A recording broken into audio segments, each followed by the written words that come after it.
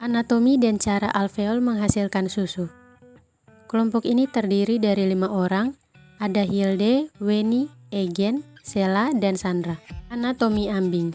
Ambing sapi perah terbagi menjadi 2 bagian, yaitu ambing kiri dan ambing kanan.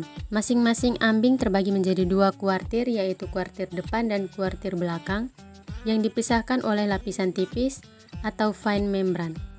Setiap kuartir memiliki 1 puting susu.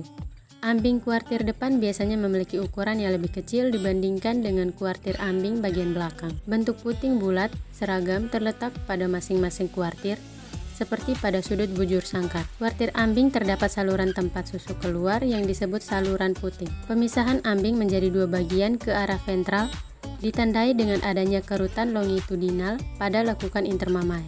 Bagian internal kelenjar ambing terdiri dari rangkaian sistem penunjang, yaitu darah, limfe, dan pasokan syaraf, sistem saluran untuk menyimpan dan mengangkut susu, serta unit sekretori dari sel epitel yang berbentuk bulat dan di dalamnya berongga yang disebut alveoli. Struktur penyongkong satu kulit melindungi bagian dalam ambing dari keadaan luar seperti goresan dan tekanan dan dari mikroba pencemar.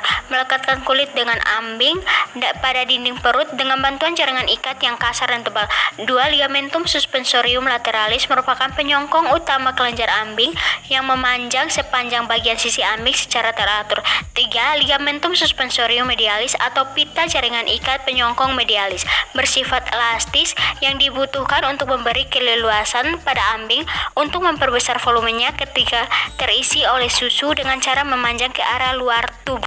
Sistem peredaran darah pada ambing dimulai dari jantung, kemudian darah menuju aorta, menuju cabang-cabang arteri kecil, menuju arteri dupenda, dilanjutkan menuju kanalis inguinalis, menuju ambing, kemudian menuju arteri mamaria, selanjutnya darah menuju arteri mamaria cranialis dan caudalis, menuju arteri lebih kecil, menuju kapiler, dan terakhir pada sel ambing. Darah meninggalkan ambing lewat 3 jalur utama.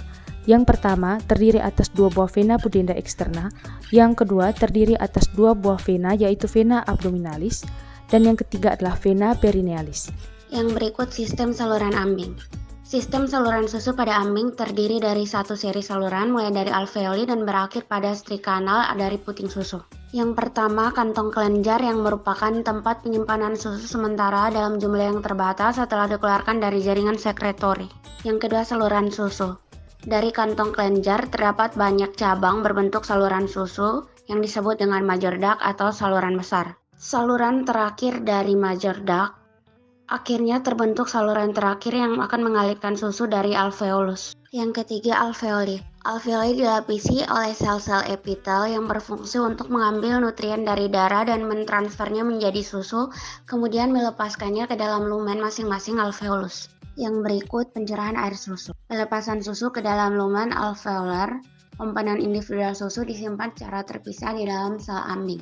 Kemudian komponen-komponen susu bercampur di dalam lumen alveolar. Lalu terbentuknya butir lemak di sebagian kecil sel yang membesar dan bergerak menuju ke lumen alveolar dan dijepit oleh membran luar permukaan sel yang kemudian menjadi bebas. Sebaliknya, protein susu dibungkus dalam sel ambing, kemudian protein susu dilepaskan ke lumen alveoli tanpa melepaskan penutup membran sel. Setelah itu, laktosa dan protein dilepaskan ke lumen alveoler dan sejumlah air dialirkan ke susu melalui vakuola. Berikutnya, refleks pengeluaran susu meliputi aktivasi syaraf di kulit puting yang sensitif terhadap sentuhan atau temperatur. Rangsangan syaraf melalui sumsum tulang belakang sampai ke nuklei paraventrikuler dari hipotalamus dan kemudian berjalan ke pituitari posterior, di mana tempat dilepaskan oksitosin ke dalam aliran darah. Oksitosin menyebar di kapiler dan menyebabkan kontraksi sel mioepithelial yang mengelilingi di alveoli dan pembuluh-pembuluh lebih kecil. Aksi pemarahan ini meningkatkan tekanan intramamari dan memaksa susu melalui pembuluh pergi ke sisterne, puting, dan ambing.